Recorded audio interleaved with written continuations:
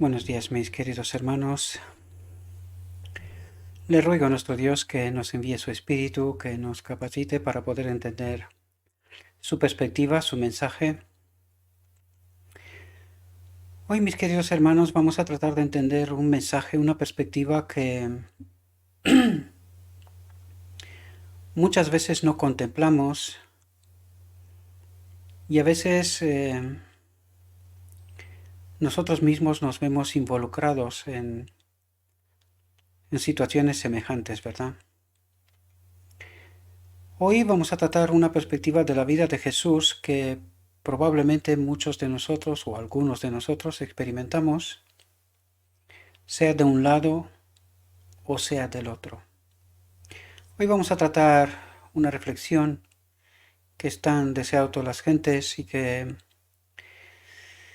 por alguna razón Dios me dirigió para que tratemos de entender esa perspectiva. Es un texto que no es completo. He traído el corazón del mensaje para tratar de reducir el tiempo y para poder entender lo que realmente nuestro Dios trata de enseñarnos, ¿verdad? De presentarnos su perspectiva. Por lo tanto, la reflexión de hoy la titulé En los días de Cristo como hoy. Y vamos a ver en la descripción, os dejaré como siempre el enlace a la reflexión, donde podéis ver toda la reflexión en toda su dimensión. Y en esta ocasión está en español, así que podéis ir todos sin ningún tipo de problema, no necesita ningún tipo de traducción. Por lo tanto, en YouTube, en los canales de YouTube, en la descripción encontraréis el enlace y también en el canal de Telegram estará el enlace. Por lo tanto, en los días de Cristo como hoy, y veamos qué es lo que nos quiere transmitir nuestro Dios.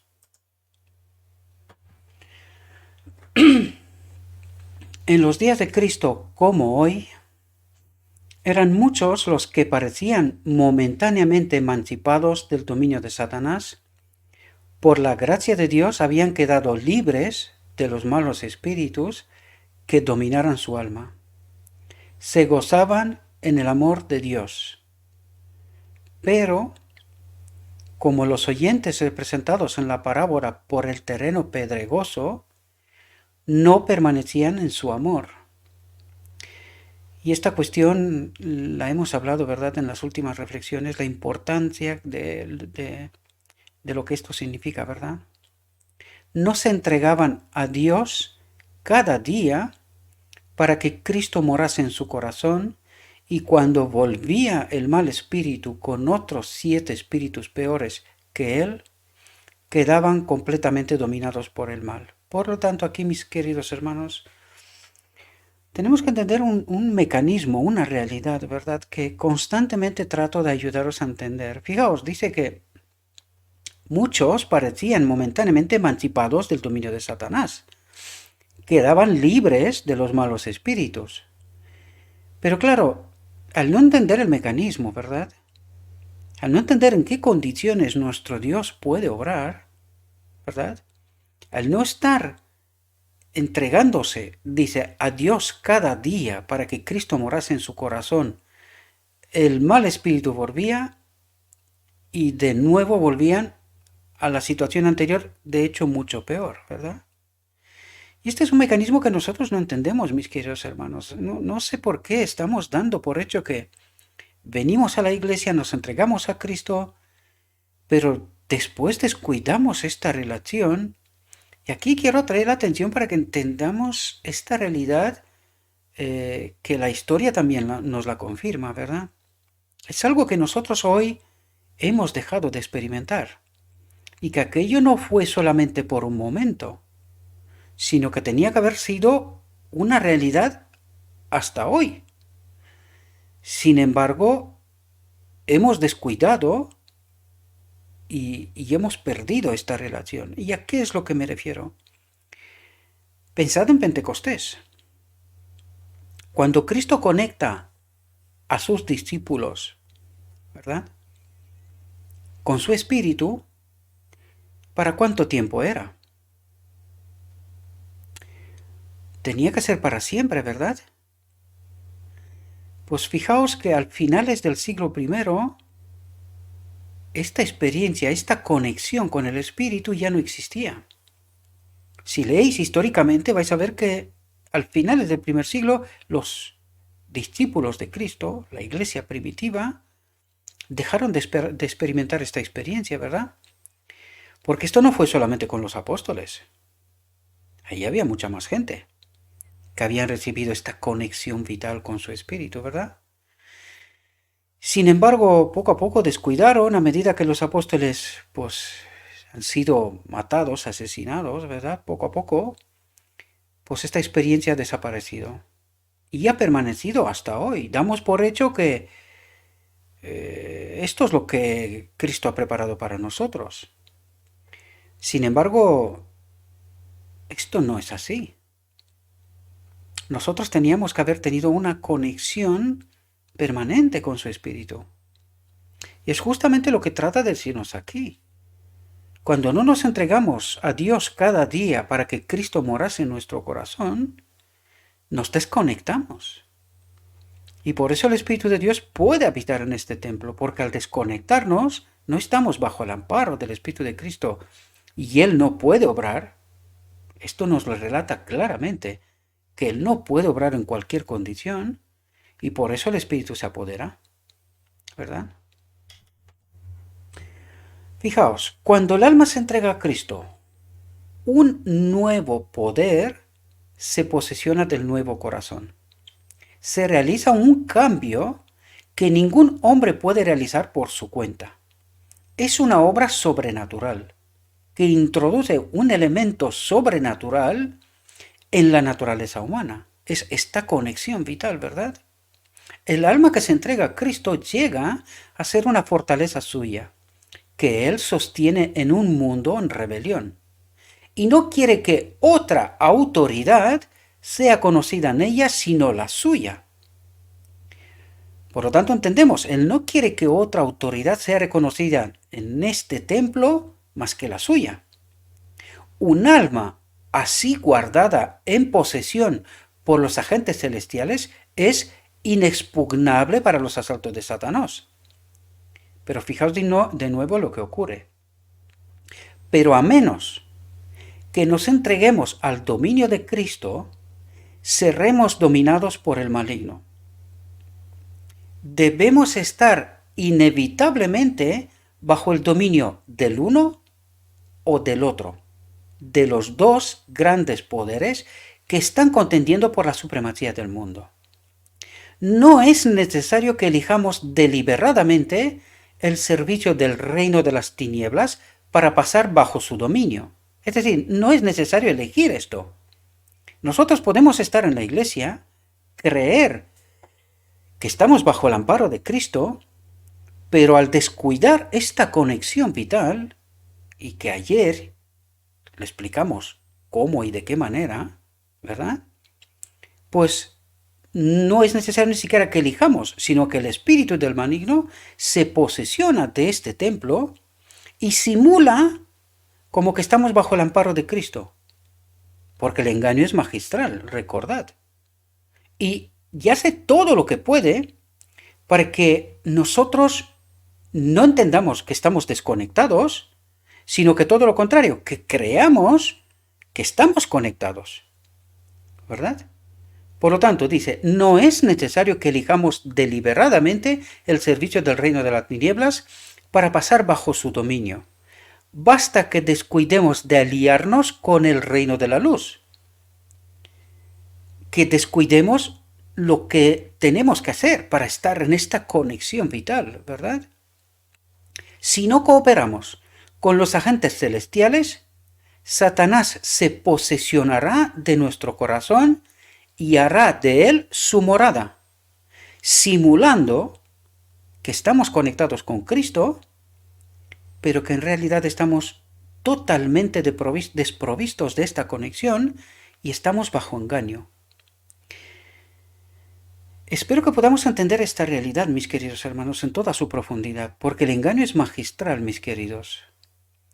Todos esos temas que tratamos de presentar aquí, y vais a ver porque empieza a explicarnos este asunto, ¿verdad? El capítulo empieza con otros asuntos más, pero los he quitado porque quería irme al corazón del meollo del asunto, ¿verdad?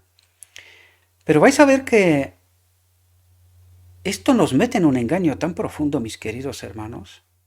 Por eso resalta esto para que entendamos que podemos estar desprovistos totalmente de la conexión con el Espíritu de Dios, pero al mismo tiempo creer que sí que estamos conectados.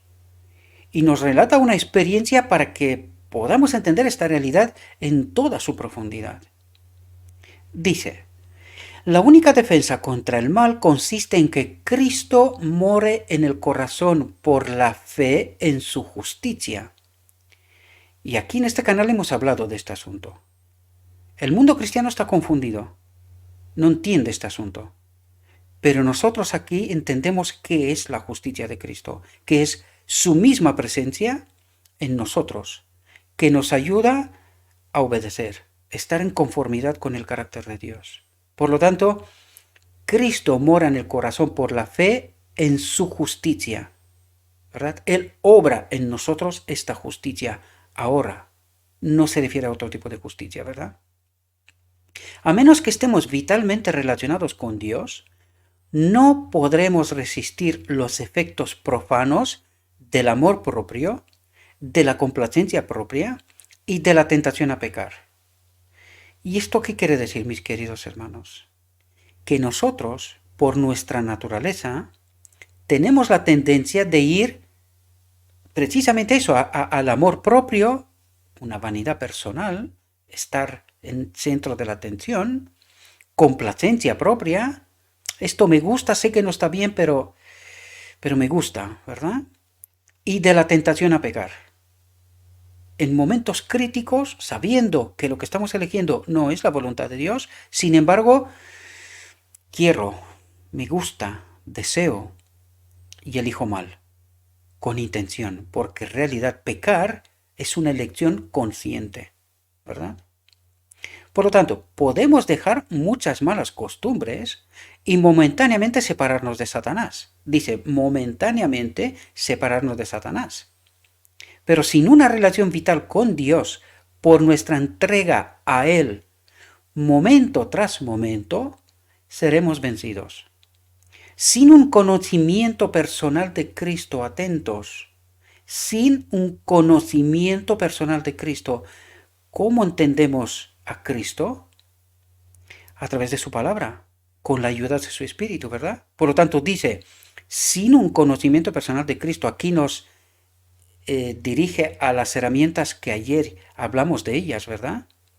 Sin un conocimiento personal de Cristo y una continua comunión, estamos a la merced del enemigo y al fin haremos lo que nos ordene.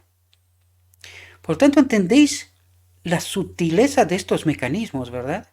Y podemos darnos cuenta cómo nosotros, solitos, nos metemos bajo el amparo del enemigo, estando en la iglesia. Porque vais a ver que todo este texto habla de la iglesia. No está hablando de gente que no conoce a Dios, no, nada, no es eso. Es gente que sí conoce a Dios, que pretende tener a Dios en su corazón, que pretenden servir a Dios, profesan ser cristianos. Sin embargo, creo que podéis daros cuenta cada uno por vuestra propia experiencia personal. Yo por la mía, os lo dije que hablo de experiencia, no hablo por hablar, ¿verdad? Y podemos darnos cuenta con qué facilidad nos metemos bajo el amparo del enemigo y con qué facilidad salimos del amparo de Cristo. Son peores las cosas últimas del tal hombre que las primeras. Así también dijo Jesús, acontecerá a esta generación mala en los días de Cristo como hoy. A eso se refiere, ¿verdad? Por lo tanto, hoy es lo que nos interesa, sobre todo a nosotros, pero los días de Cristo son la demostración, el ejemplo, ¿verdad? Para que podamos entender la realidad, la profundidad de estos mecanismos, queridos. Cómo Dios puede obrar, en qué condiciones puede obrar. Y que nosotros somos los que constantemente salimos del marco correcto.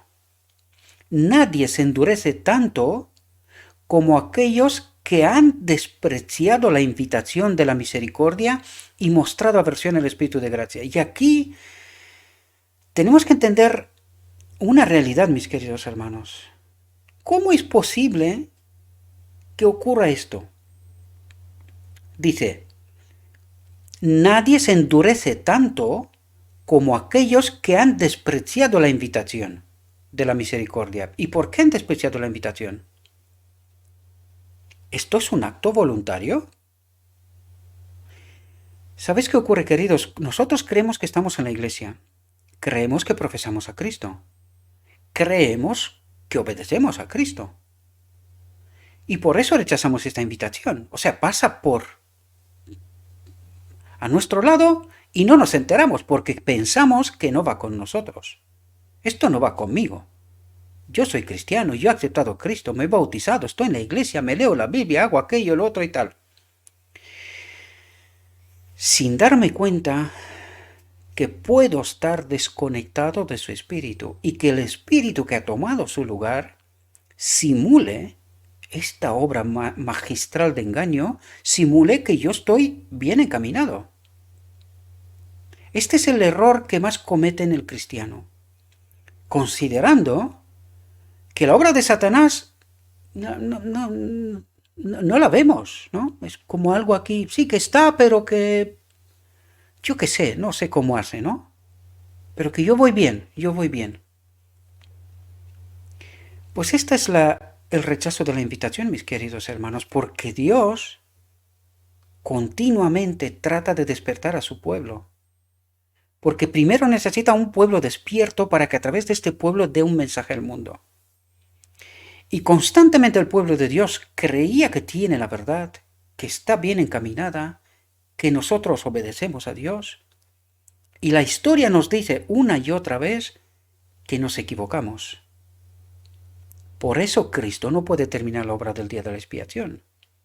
Él sigue y sigue y sigue esperando una generación, un pueblo, que entienda esta realidad. Y no logramos entender que esto va con nosotros. Este mensaje va conmigo, exactamente yo, el que lo predico. Primero va conmigo. Y luego va con todos los demás. Pero este mensaje es para mí. Si yo no atiendo este mensaje, en realidad lo rechazo. Si yo creo que este mensaje no va conmigo, va con otros, yo estoy bien. Yo estoy haciendo lo que tengo que hacer, ¿verdad? Y no me doy cuenta que estoy desconectado. Y aquí deberíamos de preguntarnos, nuestra vida, en verdad, ¿qué es lo que refleja? ¿Cuál es la realidad? No la que yo me imagino, no la burbuja que me estoy montando, que yo estoy profesando ser cristiano y que yo obedezco a Cristo, sino la realidad. ¿Qué me está diciendo? ¿Cuáles son los errores que cometo y por qué? ¿Por qué elijo lo que elijo y por qué? ¿En verdad esto es lo que Dios espera de mí? ¿O es lo que yo quiero, me gusta y deseo? Y al mismo tiempo lo alineo creyendo que es bendición de Dios y que es voluntad de Dios. Son líneas muy sutiles, mis queridos hermanos, y por eso peleo tanto y me doy cuenta que no se entiende. Todos los mensajes de esta semana tenían que haber volado. Y esta semana parece como casi nunca, han pasado casi inadvertidos. Muy poca gente en realidad se han dado cuenta, han tomado en cuenta estos mensajes. Pero son mensajes potentes, queridos. Algún día vamos a darnos cuenta de la realidad. La pregunta es, ¿por qué rechazamos estos mensajes? ¿Por qué no logramos entenderlos? ¿Será porque este espíritu engañador me está diciendo que no va conmigo? podría ser. La manifestación más común del pecado contra el Espíritu Santo consiste en despreciar persistentemente la invitación del cielo a arrepentirse. Este es el pecado contra el Espíritu Santo. Es el pecado mortal. Cuando rechazamos a Cristo, porque en realidad el Espíritu Santo es el Espíritu de Cristo. Cuando rechazamos a Cristo, ya no se puede nada más hacer. No se puede nada más hacer. Cada paso dado hacia el rechazamiento de Cristo es un paso hacia el rechazamiento de la salvación y hacia el pecado contra el Espíritu Santo. Al rechazar a Cristo, el pueblo judío cometió el pecado imperdonable. ¿Es esto posible? Realmente nos colocamos, históricamente tratemos de colocarnos en aquellos tiempos, imaginándonos que somos el pueblo escogido, somos judíos, vamos al templo, cumplimos con todas las formalidades de aquel momento, ¿verdad? ¿Nosotros haríamos igual? ¿Es esto posible? ¿Podríamos creer lo mismo de Cristo? ¿Que este extraño ser sea el Mesías? ¿Podríamos nosotros elegir de la misma manera? Hagamos este ejercicio porque creo que es muy necesario, mis queridos. Yo lo he hecho para mí.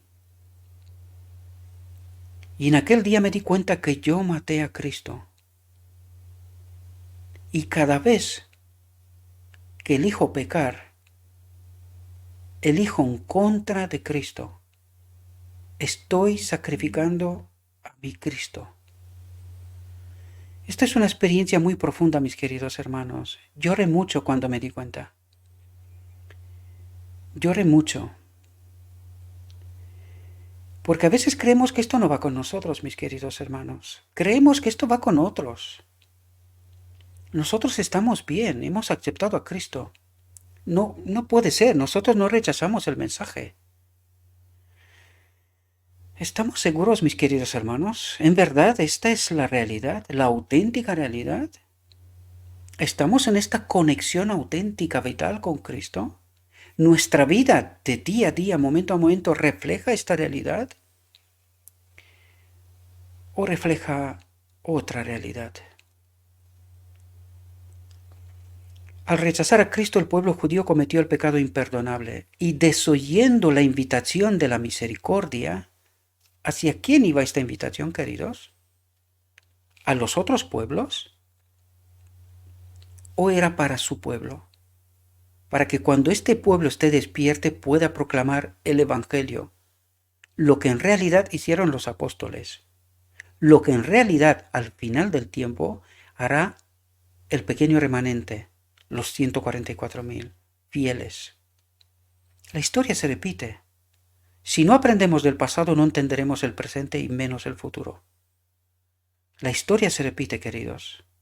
Los apóstoles fueron hasta donde pudieron llegar para proclamar el Evangelio.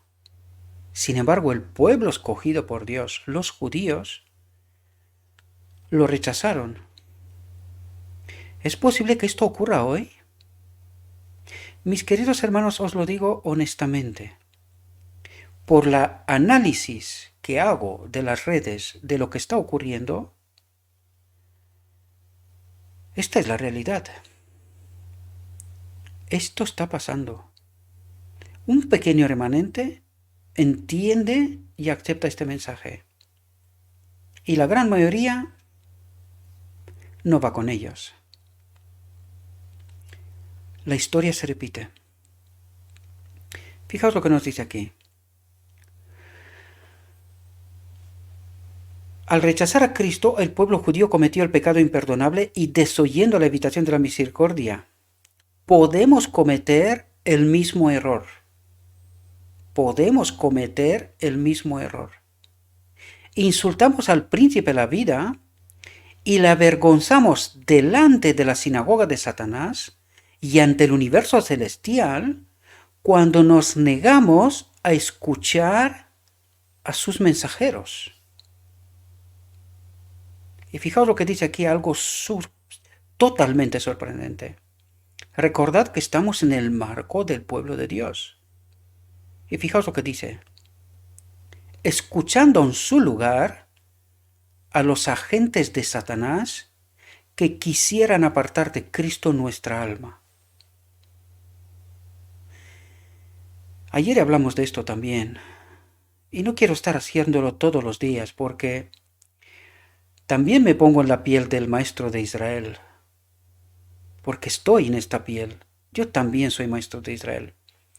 Y yo sé que cuando escuchas estos mensajes una y otra vez, te quedas desorientado, ¿verdad?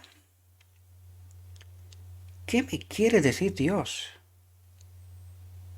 ¿Qué me quiere decir Dios? Ya hay un mensaje potente para ellos. Es molesto, lo sé.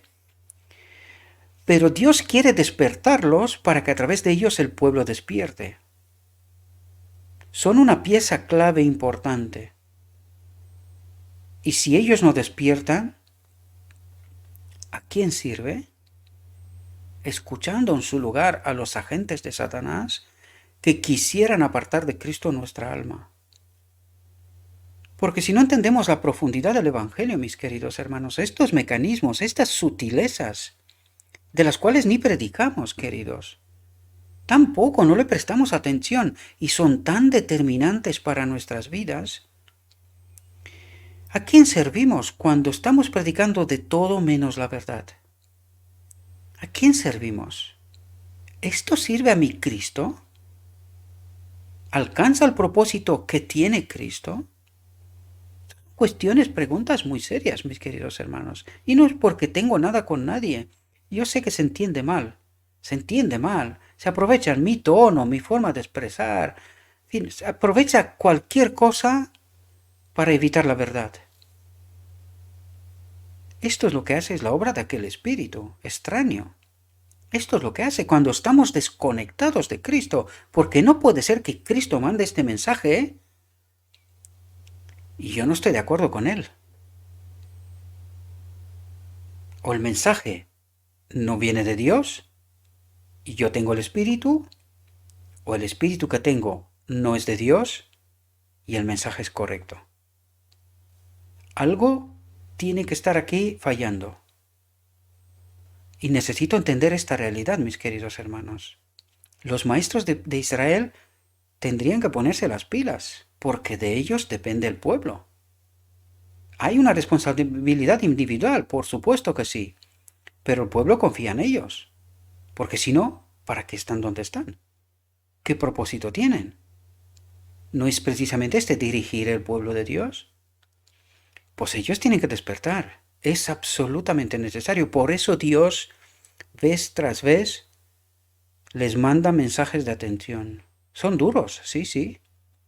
Pero es que si no se entiende este mensaje, el resultado es tremendo, queridos. Muchas almas se perderán.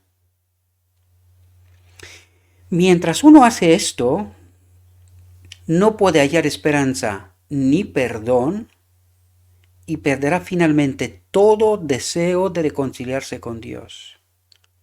¿Entendemos hasta qué profundidad va este mecanismo, estas sutilezas? ¿Podemos estar perdidos estando en la casa de Dios?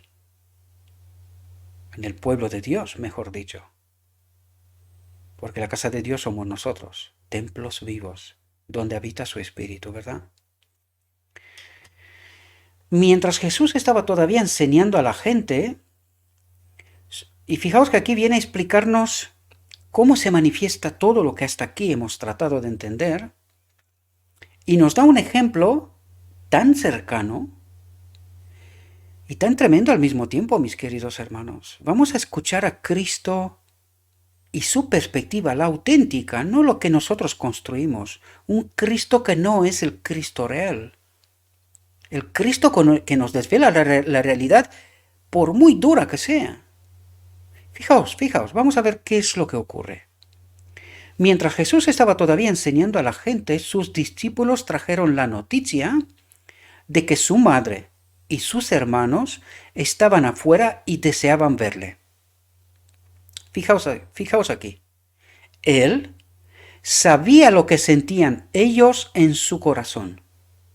Y respondiendo él al que le decía esto, dijo, y fijaos lo que dice Cristo, este Cristo que nosotros lo hemos filtrado, edulcorado, de tal manera para que se adapte a nuestro mensaje. Dios es amor, nos ama, nos salva, no hay problema.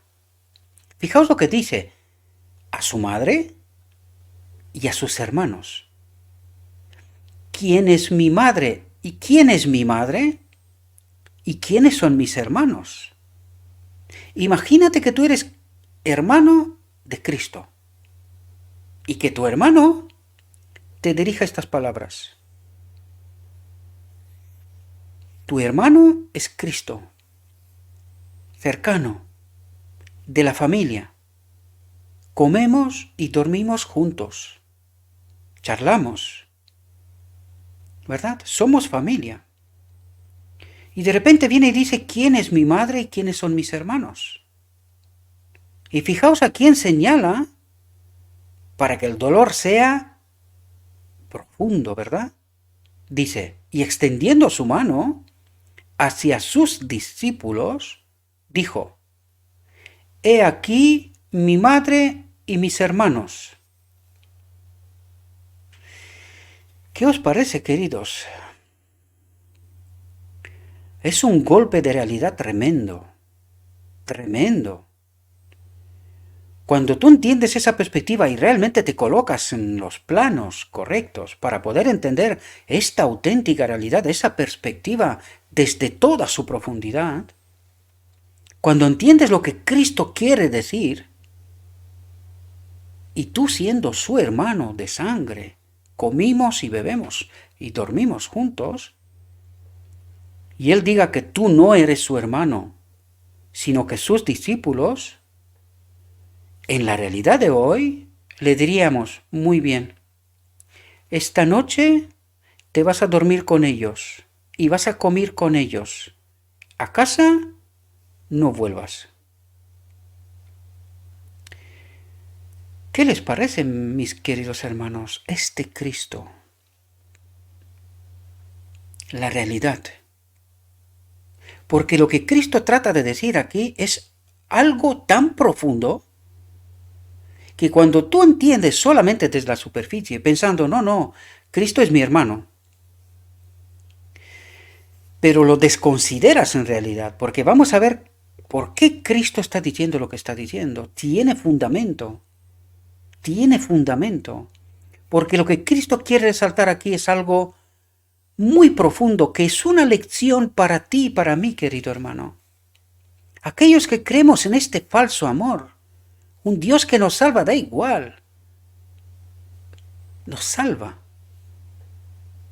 sin entender la profundidad del mensaje que el mismo Cristo dirige a su propia familia.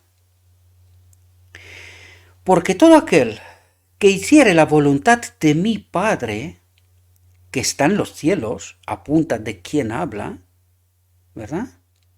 Ese es mi hermano y hermana y madre. ¿Qué les parece esta realidad, mis queridos hermanos? ¿Qué les parece este Cristo? Les planto esto, mis queridos hermanos, porque necesitamos entender la profundidad, el mensaje. Cristo no se trata de que no ama a su madre y a sus hermanos, ni de lejos, pero les quiere presentar una realidad profunda, porque precisamente porque los ama, quiere despertarlos. Por eso les dirige estas palabras, duras, tremendamente duras, tremendamente duras. Que mi hermano me diga esto, que mi hijo me diga esto. Espero que podáis entender la profundidad del mensaje, mis queridos hermanos, y que podáis entender este amor auténtico, el amor que transforma, cómo obra Cristo, de qué manera obra Cristo, qué palabras dirige Cristo, porque precisamente porque los ama, les está señalando el auténtico camino. Sin obediencia no puede ser ni mi madre, ni mi hermano, ni mi hermana. Sin obediencia, por mucho que te amo, no puedes ser salvo. Y recordad, el juicio está en manos de Cristo. En el día de la expiación, el juicio está en manos de Cristo.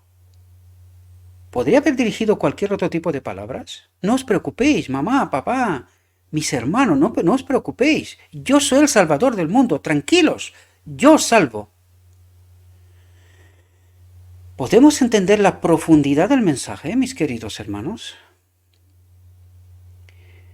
Es muy serio, por eso Cristo actúa de esta manera, les dirige estas palabras tan duras para sacarlos de su espacio cómodo y que entiendan que Dios es amor, pero que también es justicia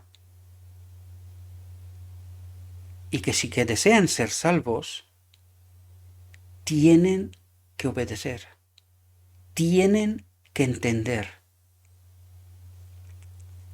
Todos los que quisieran recibir a Cristo por la fe iban a estar unidos con Él por un vínculo más íntimo que el del parentesco humano. Iban a ser uno con Él como Él era uno con el Padre. Al creer y hacer sus palabras, su madre se relacionaba en forma salvadora con Jesús. ¿Por qué? Porque creía, entendía, sabía quién es Jesús. Y más estrechamente que por su vínculo natural con Él.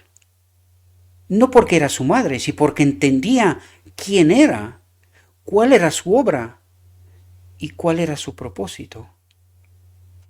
Sus hermanos no se beneficiarían de su relación con Él a menos que le aceptasen como su Salvador personal. Queridos, vuelvo a plantarnos en la realidad. Jesús es mi hermano, está conmigo aquí. Y Jesús me está diciendo, querido hermano Gabriel, si tú no me aceptas a mí como tu Salvador personal, morirás. Estamos en la misma situación como el ladrón en la cruz, ¿eh? Una situación de tal profundidad, porque como mi hermano real, ¿verdad?, que vive en presente conmigo aquí, que mi hermano me diga, oye, si no crees en mí, como que yo soy tu Salvador personal, morirás. ¿Cuál sería la primera reacción? Hermanos, esta es mi experiencia.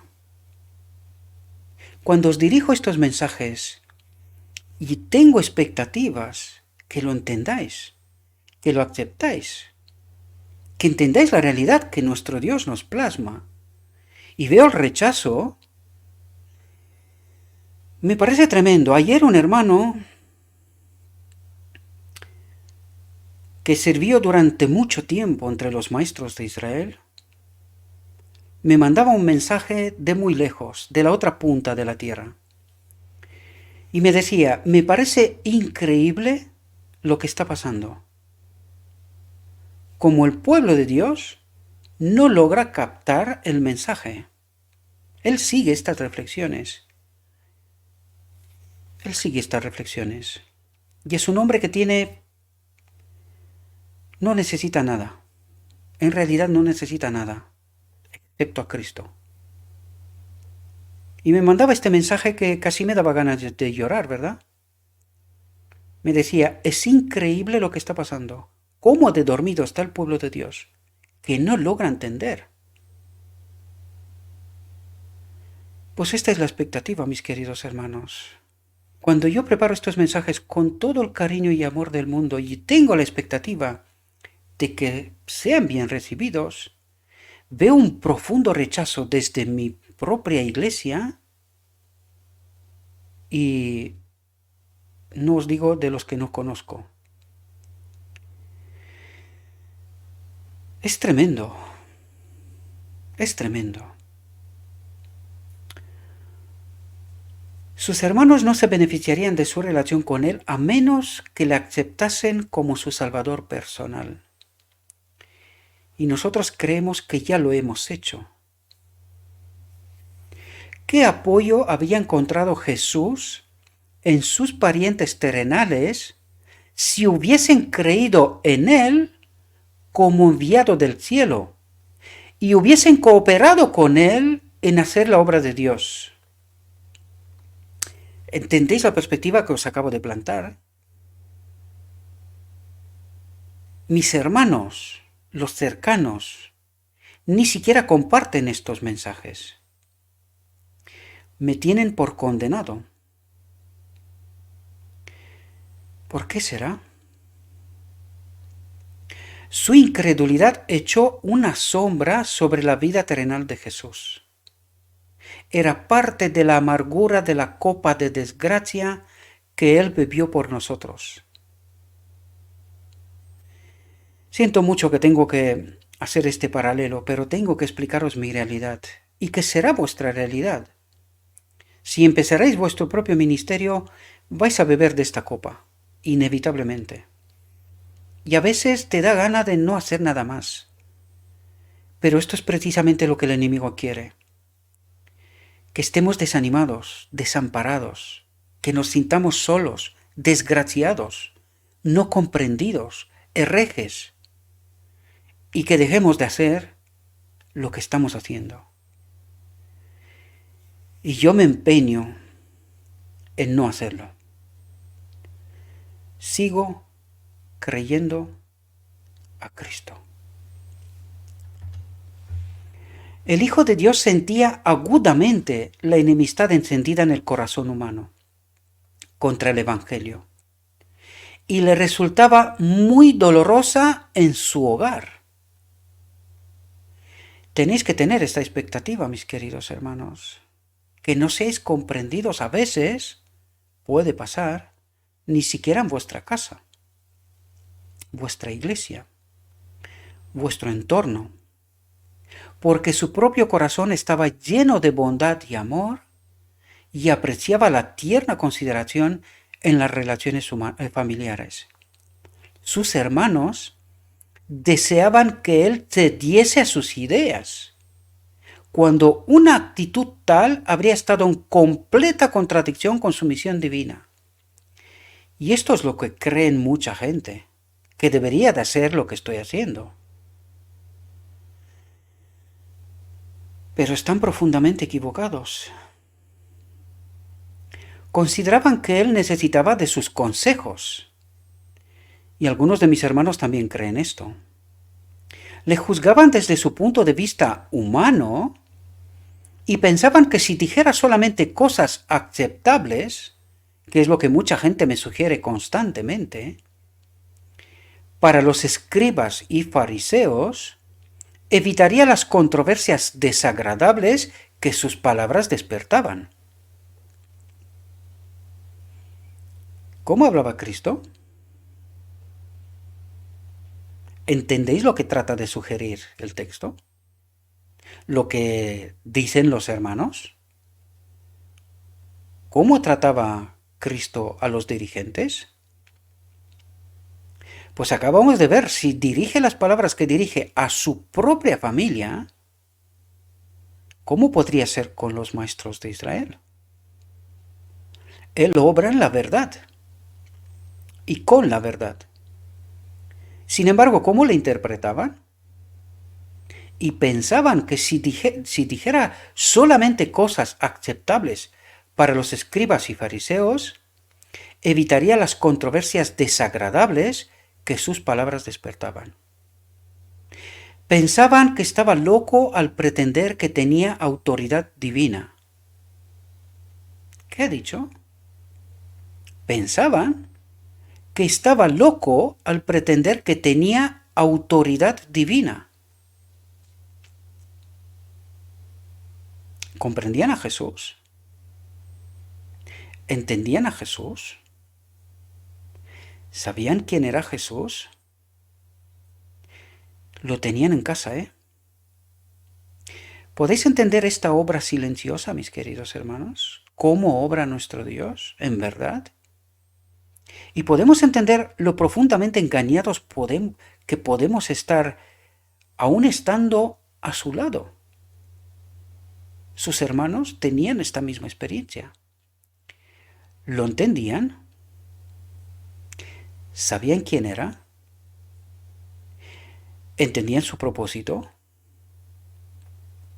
Y al presentarse ante los rabinos como reprensor de sus pecados, Cristo reprensor de sus pecados, de los maestros de Israel, ¿verdad? Sabían que los fariseos estaban buscando ocasiones de acusarle. Y fijaos, dice, y les parecía que ya les había dado bastantes Jesús, que tendrían que darle una buena corrección, ¿verdad? Fijaos lo que estaba en la mente de los hermanos de Jesús. ¿Quién era el espíritu que estaba detrás? ¿Quién es el espíritu que nos hace pensar de esta misma manera hoy? En los días de Cristo, como hoy. Con su medida corta no podían sondear la misión que había venido a cumplir y por lo tanto no podían simpatizar con él en sus pruebas. Sus palabras groseras y carentes de aprecio,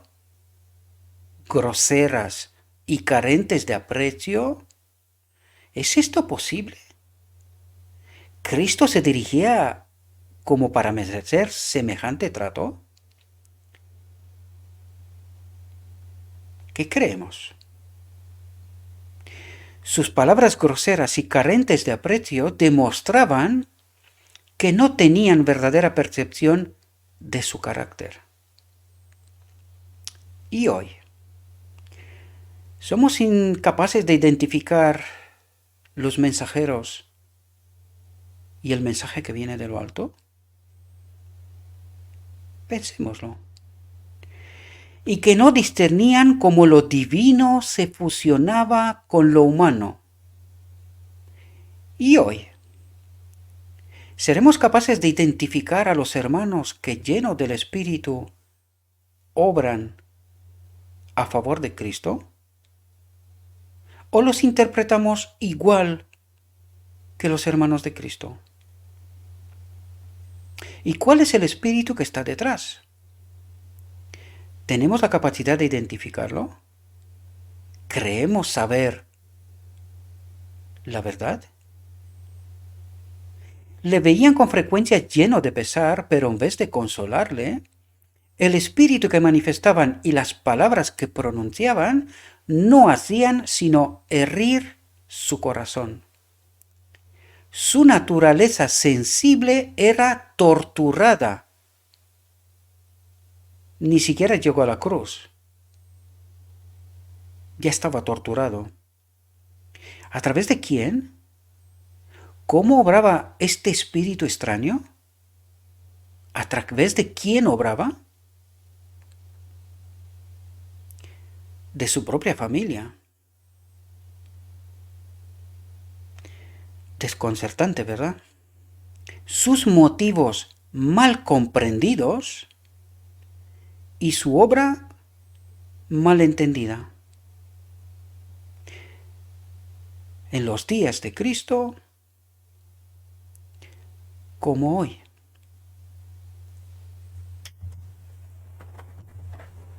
Con frecuencia sus hermanos presentaban la filosofía de los fariseos, antiquísima y gastada, y afectaban creer que podían enseñar a aquel que comprendía toda la verdad y todos los misterios.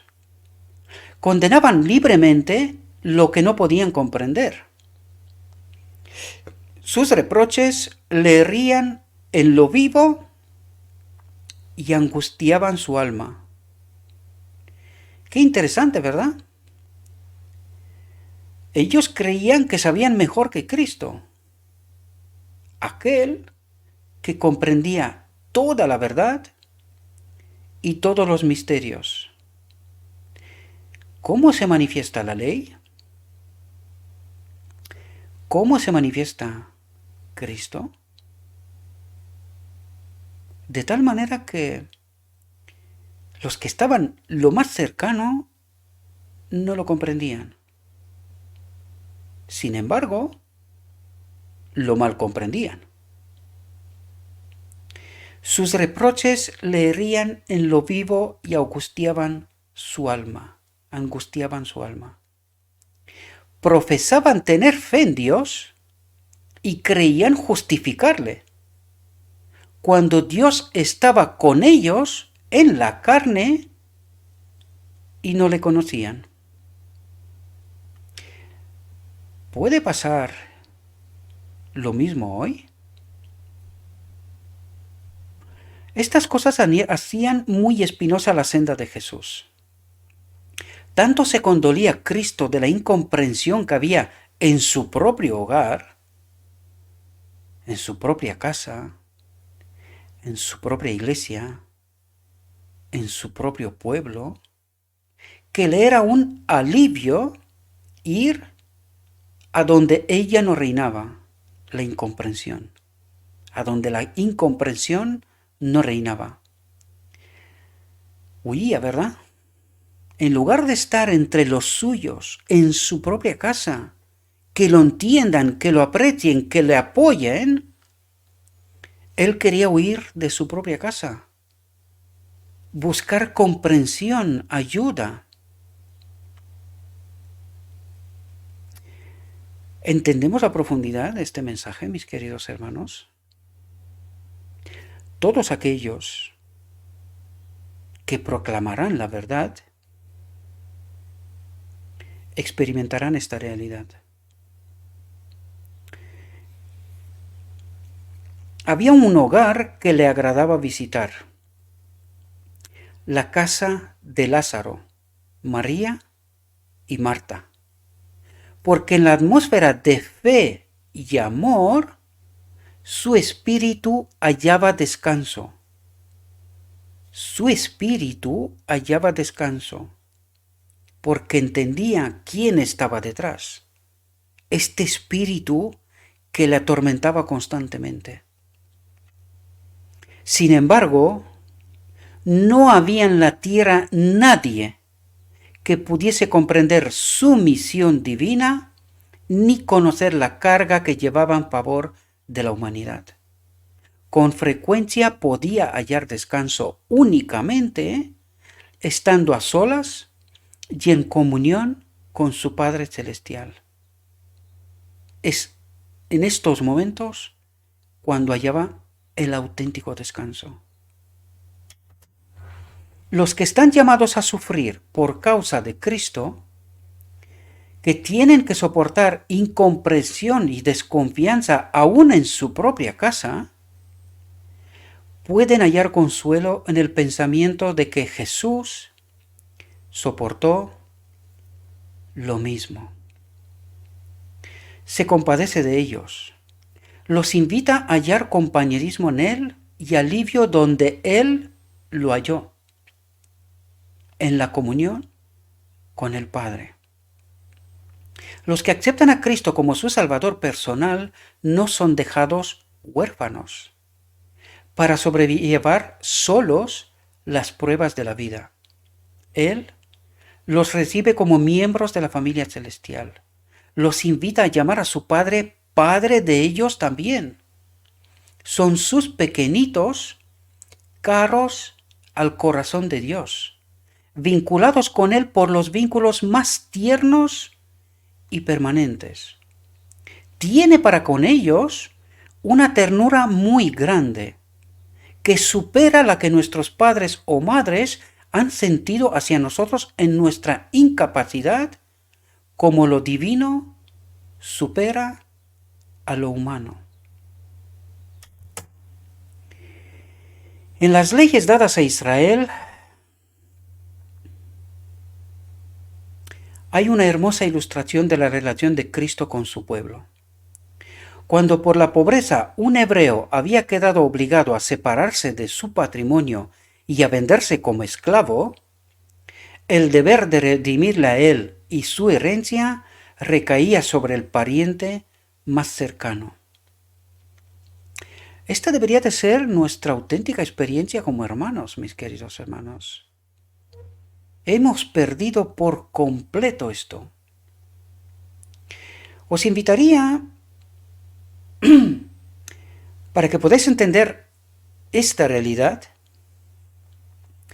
trate de encontrar información cómo se formó el actual Estado de Israel, que es el antiguo Palestina. Cómo los judíos lograron recuperar Jerusalén. Cuando entenderéis esta historia podéis entender por qué el holocausto. Estoy hablando palabras grandes. Pero precisamente porque los judíos entre ellos se apoyaban para poder recomprar la tierra perdida, el Israel. Y vais a ver que muchas tierras los han comprado. Así empezaron a recuperar Israel. Luego ya hicieron otras cosas, y no quiero profundizar más en esto. Estudiad vosotros y descubrid. Pero los judíos, allí donde se encontraban, eran como una familia. Por eso han sido perseguidos, porque eran ricos, casi todos, porque se apoyaban unos con otros, de tal manera que puedan lograr el objetivo que han logrado. Pues esta tenía que ser la experiencia cristiana, mis queridos hermanos. Esta fue la experiencia de la primera iglesia, la primitiva. Y que nosotros hoy, debido al egoísmo, entendemos que todo nos pertenece, es mío, me lo merezco porque me lo he trabajado. Y no estamos dispuestos a tender ni una uña, no el dedo, una uña. Nos miramos con distintas clases, que uno es de aquí, otro de allá y otro del otro lado. Y aunque directamente en la cara no lo decimos, en muchas ocasiones, por nuestra forma de actuar, se sobreentiende. No somos iguales. Y me duele en el alma decir lo que estoy diciendo. También, para que no se interprete esto del todo mal, quiero dejar claro que tengo muchos amigos que no son de mi país o de mi entorno. Que estoy aquí en España, no vivo en Rumanía, ¿verdad? También tengo amigos que me aman con todo su corazón. Me respetan, me aprecian, me apoyan. Pero también hay otros tantos que no, desgraciadamente. Hemos perdido de vista este mensaje, esta realidad del auténtico pueblo de Dios. Así también la obra de redimirnos a nosotros y nuestra herencia, perdida por el pecado, recayó sobre aquel que era pariente cercano nuestro. Y a fin de redimirnos, Él se hizo pariente nuestro, más cercano que el padre, la madre, el hermano, el amigo o el amante, es el Señor nuestro Salvador. No temas, dice él, porque yo te redimí, te puse nombre, mío eres tú, porque en mis ojos fuiste de grande estima, fuiste honorable y yo te amé. Daré pues hombres por ti y naciones por tu alma. Cristo ama a los seres celestiales que rodean su trono. Pero, ¿qué explicará el gran amor con que nos amó a nosotros? No lo podemos comprender. Pero en nuestra propia experiencia podemos saber que existe en verdad. Y si sostenemos un vínculo de parentesco con Él, ¿con qué ternura debemos considerar a los que son hermanos y hermanas de nuestro Señor. ¿No debiéramos estar listos para reconocer los derechos de nuestra relación divina? Adoptados en la familia de Dios, ¿no honraremos a nuestro Padre y a nuestra parentela? Y esta es una corrección que nos hace Dios, mis queridos hermanos, porque nosotros, y esa es la demostración, que vivimos en el mundo como el mundo, y no vivimos en el reino de Dios como en el reino de Dios, porque de eso nos habla aquí, de nuestra relación divina, conectados con su Espíritu, hermanos, hermanas en Él, conectados a través de Él. ¿Cómo tendríamos que manifestarnos? ¿Cómo tendríamos que honrar a nuestro Padre y a nuestra parentela? Espero, mis queridos hermanos, que esta reflexión os ayude a vosotros como también me ayudó a mí. Tengo que reconocer que cuando preparé ayer este tema, no entendía por qué. No lo entendí. Hoy sí. Hoy cuando ultimé los detalles y lo preparé para que pueda hacer la grabación, en mi alma le agradecí a mi Dios. Porque quiero deciros, mis queridos hermanos, que este mensaje primero va para mí. Y que os lo dedico con toda mi alma a vosotros también. Y sobre todo a aquellos que con valentía tratan de proclamar la verdad de Dios. Y que viven esta misma experiencia que también nuestro Redentor la vivió.